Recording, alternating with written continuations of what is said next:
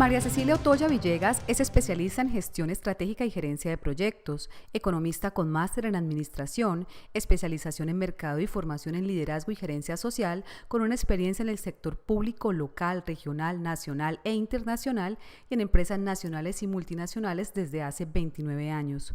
Fue directora ejecutiva por Colombia en el Banco Interamericano de Desarrollo en Washington, presidenta del Instituto de Fomento Industrial IFI en Bogotá, gerente del Centro de Eventos Valle del Pacífico en Cali, gerente del Sistema de Transporte Masivo de Cali MIO, directora de Planeación Departamental del Valle del Cauca, presidenta de Leasing Aliadas. Gerente de Mercadeo y Comunicaciones de Cartón de Colombia, ha sido miembro de juntas directivas de la Corporación Autónoma Regional del Valle del Cauca CBC, del Banco Central Hipotecario, de la empresa Conciviles, del Instituto de Ciencia Política, de Agregados y Mezclas Cachiví y de Titán Intercontinental. Amigas y amigos, bienvenidos a su programa del Ágora. María Cecilia Otoya, Mujeres Rompiendo Barreras. Muy buenas noches, María Cecilia, bienvenida a nuestro programa del Ágora. Gracias, Ángela, muchas gracias por tu invitación. Estoy muy contenta de estar aquí. Bueno, María Cecilia, pues usted, después de haber sido jefe de Iván Duque en el BID, ¿qué le picó para meterse a la academia a hacer un proyecto con mujeres? Pues la verdad es como ese sentido de que uno tiene que trascender, que uno llegó a este mundo y que tiene que encontrarle sentido a lo que está haciendo. Y sentí, y de verdad, en algún momento el rector de la Universidad Externado, Juan Carlos Henao, que es alguien a quien yo quiero muchísimo, nos encontramos en un avión y me dijo, ¿qué estás haciendo? Le dije, pues trabajando en distintas cosas, soy consultora, hago documentos. Me dijo, ¿por qué no te vienes a la universidad? Y para mí fue como música celestial, me pareció que irme a la universidad y luego llegar a la universidad y me dijeron, ¿por qué no trabaja con mujeres? Con un programa que haga que las mujeres se potencien, estén más contentas, trabajemos y seamos agentes de cambio y equidad de género. Y dije, esto es lo mío, ya, aquí. Y eso significó irme a vivir a Bogotá, dejar mis raíces. Yo soy caleña, 100% caleña, y me fui hace año y medio a vivir a Bogotá y estoy dichosa trabajando en ese programa. Bueno, ¿y cuál es el programa de Mujeres Rompiendo Barreras? A ver, el programa lo creó una mujer maravillosa que se llama Mónica Colín, una investigadora que había hecho su doctorado y su postdoctorado en temas de género. Entonces lo que encontró la investigación académica es que hay 4 cosas que las mujeres no hacemos tan bien como los hombres. Y eso tiene que ver con nuestra crianza. Nosotras jugamos muñecas, los hombres juegan fútbol. Y eso hace que nos cuesta trabajo trabajar en equipo, somos mucho más individuales. Tampoco resolvemos los conflictos porque les sacamos el cuerpo, típicamente evadimos enfrentar las conversaciones difíciles, les tenemos un poco de temor.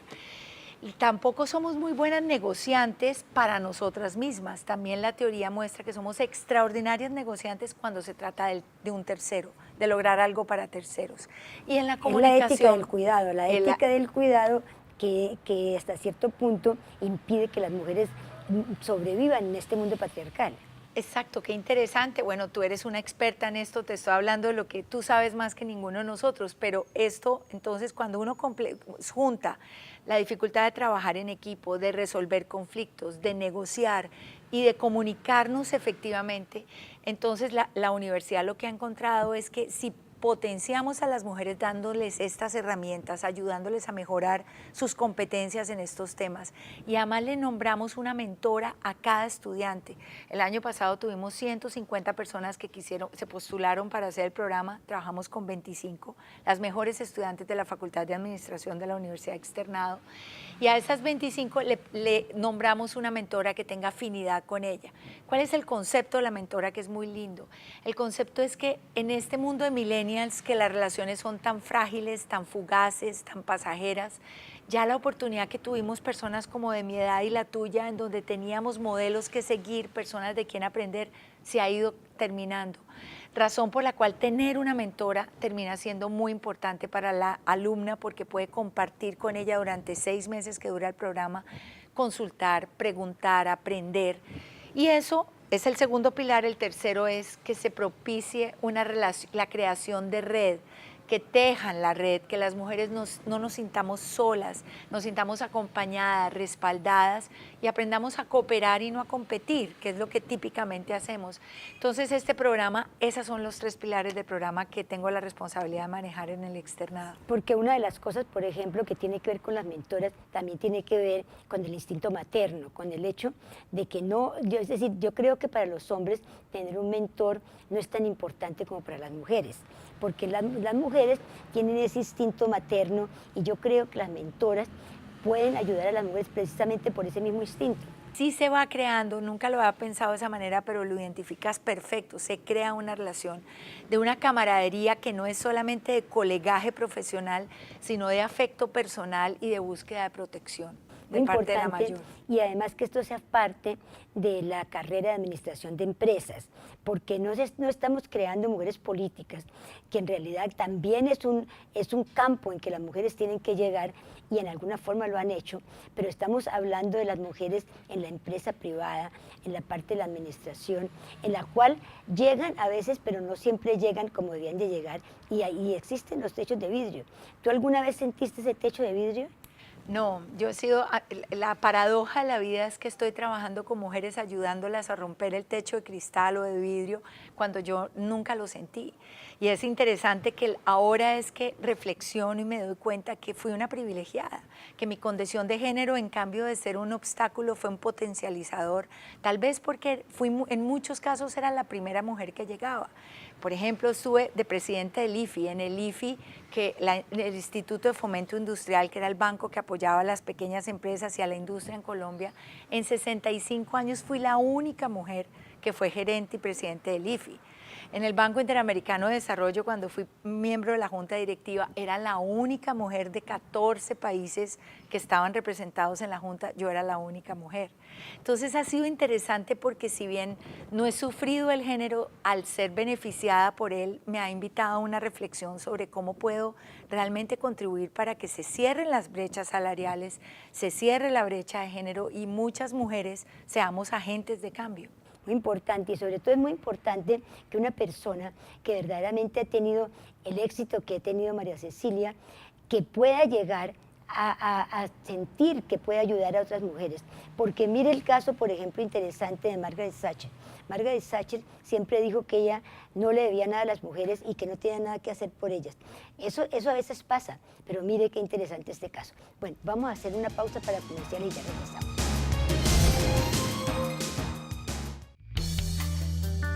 Los mejores párpados los hacen los oftalmólogos. Rejuvenecimiento facial de párpados y cejas, cirugía de bolsa de párpados y flacidez de piel, toxina botulínica y ácido hialurónico. Doctora Ángela María Dolmesh, médica oftalmóloga, especialista en cirugía estética y reconstructiva de párpados, cejas y vías lagrimales de la Universidad de McGill en Canadá. Clínica de Oftalmología de Cali, carrera 47, número 8C94, consultorio 211, teléfono 511-0267 en Cali. Visita Nachira, uno de los 10 finalistas en el 2016 de los Premios Mundiales de Hábitat, reconocida internacionalmente como mejor práctica. Conozca el baño seco y compostero, la cocina solar, la fuente de la Pachamama. Asista a una velada a la luz de la luna, piérdase en el laberinto, vea cómo funciona una biciducha, aprenda cómo se hace el papel hecho a mano y los juguetes de desechos reciclados, disfrute de una noche en familia en la Ecoaldea, conozca los proyectos productivos que constituyen la columna vertebral de esta Ecoaldea de mujeres, saboree los mejores platos vallecaucanos, haga sus reservaciones con anterioridad, atendemos congresos, grupos y colegios, visite nuestra página web www.nachira-ecoaldea.org. Corregimiento El Bolo San Isidro, a pocos metros del Parador Alaska. Teléfono 883-7855, 316-225-5349 y 316-320-9470. La Ecoaldea Nachira fue ganadora del Premio al Liderazgo Colectivo 2017, un galardón que nos impulsa a seguir mostrando que es posible la construcción de un cambio social en el que el cooperativismo conduce a la paz. Nachira, Premio al Liderazgo Colectivo 2017.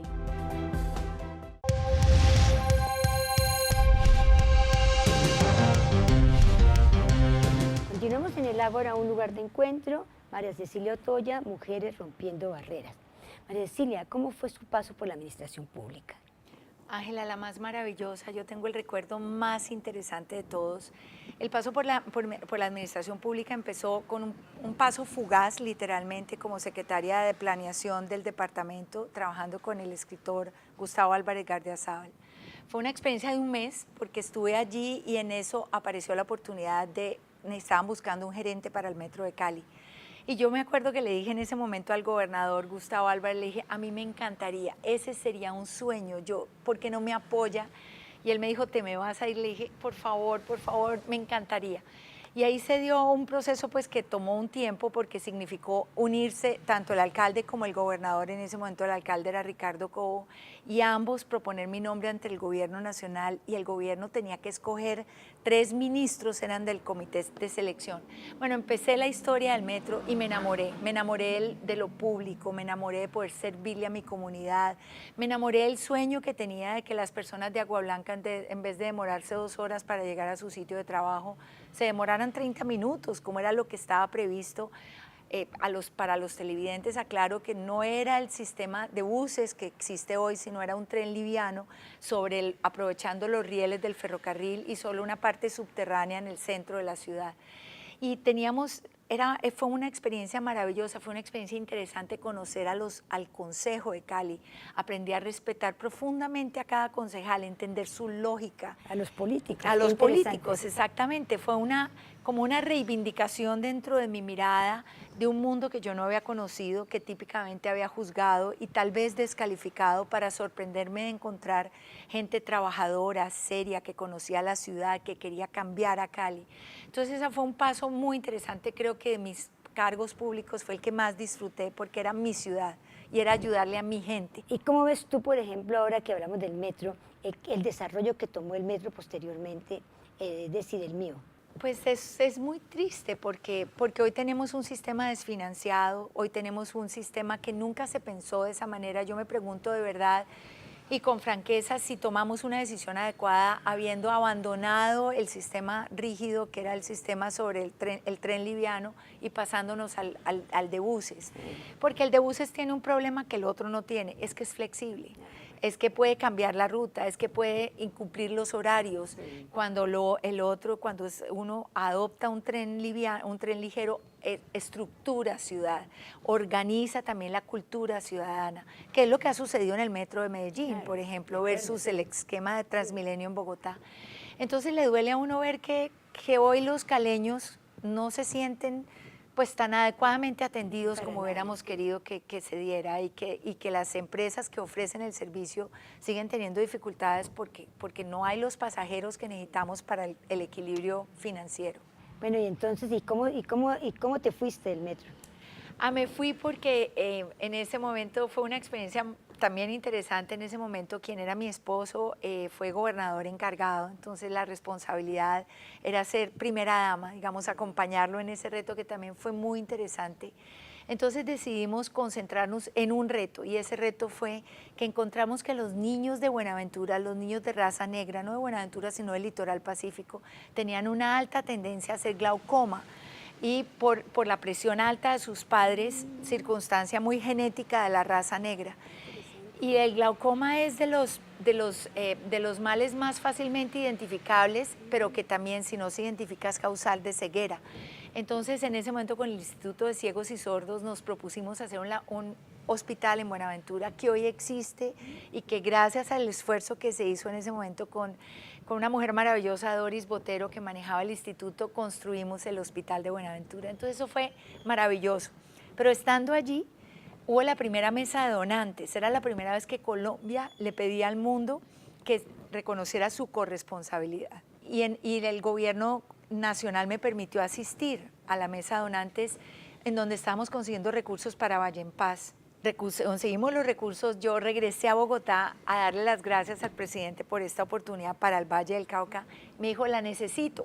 Dije, ¿cómo así, presidente? Yo ya estoy cumpliendo mi cuota de servicio militar. Mi esposo, en ese momento ya no estamos juntos, pero era mi esposo, ya está sirviéndole al departamento. Y me dijo, la necesito en el IFI.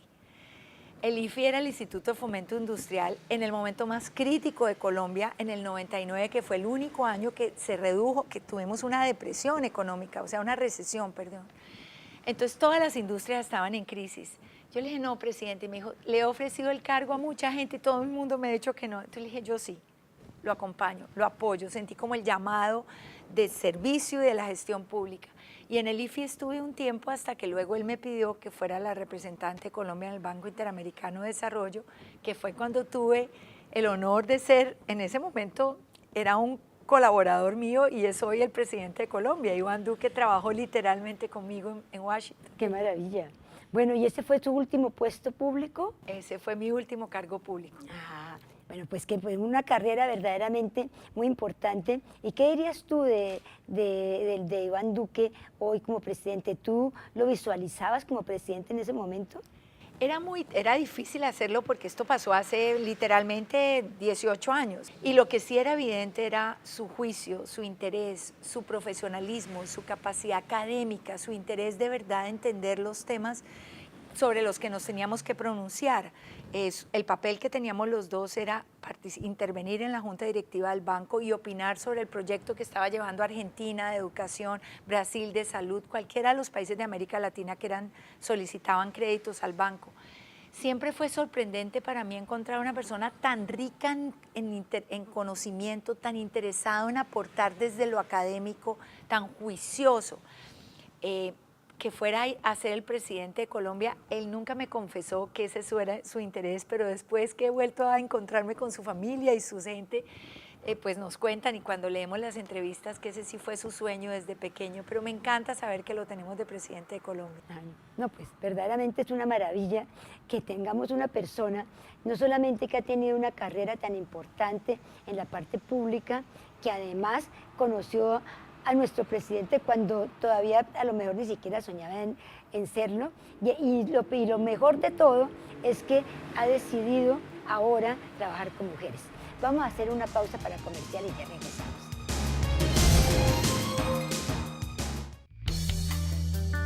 Los mejores párpados los hacen los oftalmólogos. Rejuvenecimiento facial de párpados y cejas, cirugía de bolsa de párpados y flacidez de piel, toxina botulínica y ácido hialurónico. Doctora Ángela María Dolmesh, médica oftalmóloga, especialista en cirugía estética y reconstructiva de párpados, cejas y vías lagrimales de la Universidad de McGill en Canadá. Clínica de Oftalmología de Cali, carrera 47, número 8C94, consultorio 211, teléfono 511-0267 en Cali. Peluquería Carlos Enrique. Profesionales y especialistas en maquillaje, blower, corte, alisado con queratina, entre otros. Encuéntrenos en la carrera 34, número 341, barrio San Fernando, frente al Parque del Perro. Separe su cita al 556-1290, 556-1310, Peluquería Carlos Enrique.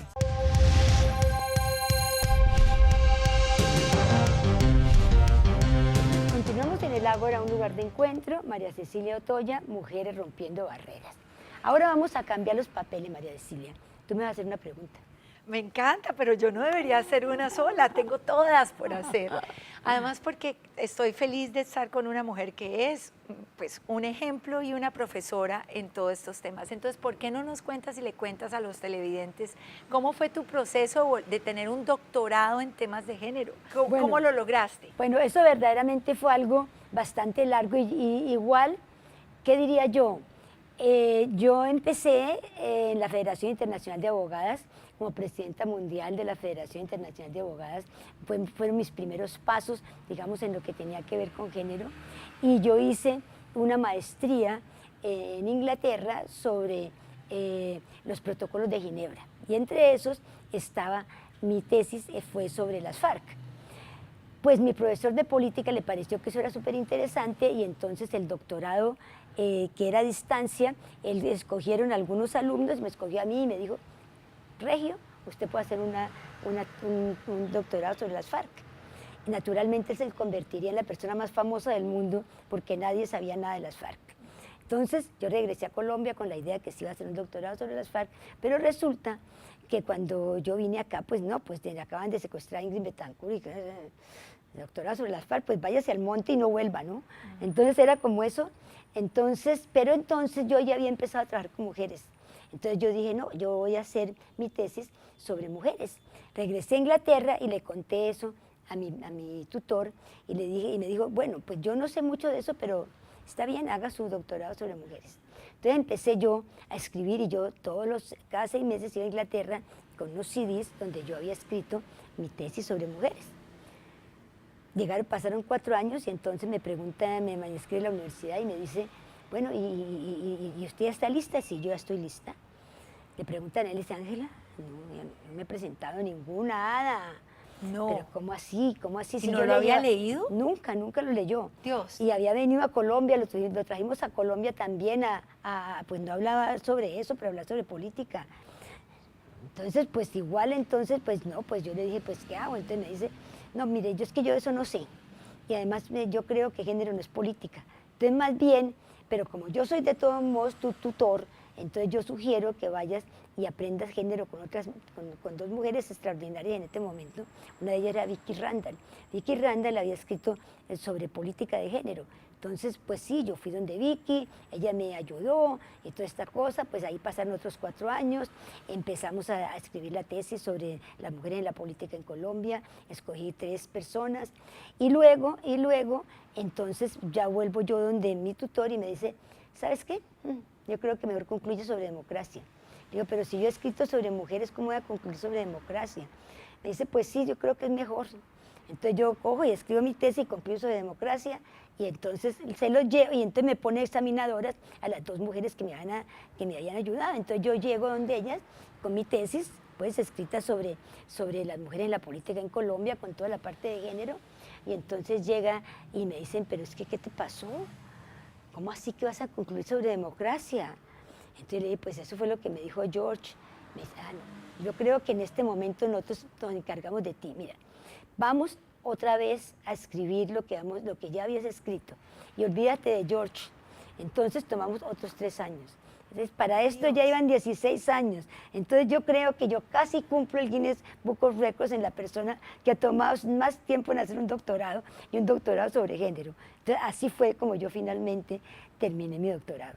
Ay, Ángela, felicitaciones, porque además eres un ejemplo para mí, lo eres para mis alumnas, de persistencia, de tener un sueño, de persistir en él y de lograrlo, porque 16 años trabajando en una tesis, qué cosa tan interesante. Y después de eso, pues sí he trabajado con mujeres, he llegado a entender muchísimo lo que es la forma de ser de las mujeres, que es distinta definitivamente a la de los hombres. ¿Sí? Y en eso, por ejemplo, hay ejemplos pequeños, como es, por ejemplo, en la política de género, lo que pasa en la igualdad de las mujeres, que las mujeres son las que toman las decisiones y cómo hemos logrado que no haya violencia intrafamiliar, que no haya embarazo en adolescentes. Tienes toda la razón, ese es el gran reto y el gran aprendizaje en que estamos abordando en la universidad, es que las mujeres vean a las otras sus colaboradores y sus complementos y no sus competencias. Pero ¿cómo va a ser, María Cecilia, entonces? Es decir, ¿qué se ha logrado ya en estos 4 años de mujeres rompiendo barreras? Es decir, ¿a dónde han podido llegar algunas de estas mujeres? Mira, una de las cosas más interesantes es que hemos descubierto que nuestras estadísticas se comparan con con los estudios académicos en el mundo. Los estudios académicos demuestran que una mujer que ha tenido mentoría tiene el 70% más de probabilidades de tener un ascenso en su organización. Nuestras alumnas, el 48% han logrado ascensos. Pero el ascenso, por ejemplo, significaría que ellas de pronto puedan llegar a la presidencia de esas compañías, porque eso es una de las cosas que se ve a nivel mundial. Es muy complicado para una mujer, llegan casi, pero ese es el techo de cristal. Pero llegar a la presidencia de la compañía es complicado. No es tan fácil, y cuando llegan, es decir, llegan con una forma de pensar mucho más patriarcal de lo que verdaderamente pues puede hacer. Por ejemplo, una mujer que ha llegado lejos fue Michelle Bachelet, pero ella llegó en una forma distinta. Entonces esto es complejo. Pero ese es el gran reto, que rompamos ese techo de cristal, que verdaderamente logren ser cuando sean presidentes. Y además lo dices muy bien, yo siento que cuando yo tuve cargos directivos y fui presidente del IFI, me volví una mujer mucho más volcada hacia la energía masculina, encontrando en tomar decisiones rápido, en ser muy directiva, muy precisa, muy concreta, mucho más que esa otra aproximación que es la que me caracteriza hoy en día. Yo me siento hoy una mujer distinta a como fui jefe en su momento, y eso es lo que estamos tratando de buscar, que nuestras alumnas en el momento en que tengan posiciones de poder se conecten desde lo femenino, desde la consideración, desde la congregación, desde el equipo. Desde la ética del cuidado. Desde la ética del cuidado. Ese será el regalo, es el regalo que me da Ágora y es el regalo que me estás dando tú y por el que estaré siempre agradecida, la ética del cuidado. Y uno de los sitios de los más machistas son los sindicatos. Es increíble que en los sindicatos casi no hay mujeres. Así es. Y yo creo que si algo tenemos la responsabilidad ahora con la Justicia Especial para la Paz, es esa capacidad empática que tenemos las mujeres de ponernos en los zapatos del otro, entender las perspectivas y desde el entendimiento de las perspectivas incluir y convocar y sanar. Porque en el fondo eso es lo que hacemos como madres. O sea, nuestra condición de madres y nuestra condición de creadoras de la especie nos está obligando a una condición tolerante, incluyente y participativa, por definición. O sea, bienvenido a que la Justicia Especial para la Paz tenga mujeres dentro de su grupo, y ese es el reto. Es una mayoría de mujeres, y la presidenta es una mujer, y uno ve, por ejemplo, que algunas de las decisiones o algunas de las cosas que ocurren, sí definitivamente existe esa masa crítica. Sin duda, sin duda. Yo creo que ahí tenemos un primer paso muy importante, que es el que acaba de dar este gobierno, en tener el 50% de los 16 ministros del gabinete son mujeres. También. Y eso ya es porque la ley de cuotas, en donde sé que tú tuviste muchísimo que ver y que fue promulgada pues en el 92, ¿es la ley de cuotas? Sí, la ley de cuotas apareció en la Constitución originalmente como un artículo, entre los artículos de los derechos fundamentales, pero verdaderamente la ley misma, que fue la 1581 del 2000, pues nos tomó 10 años, mejor dicho, en lograr que ese precepto constitucional se convirtiera en ley. Y después los presidentes de este siglo sí la han obedecido, y en muchos casos también los gabinetes de los gobernadores y de los alcaldes, y naturalmente en todas las ternas tiene que haber una mujer, y eso sí se ha cumplido. O sea, el gran reto que tenemos en la universidad es promover esta equidad de género y ser agentes de cambio en los espacios privados, que los que típicamente aborda la universidad externado, que mayoritariamente tiene estudiantes que están trabajando en el sector privado.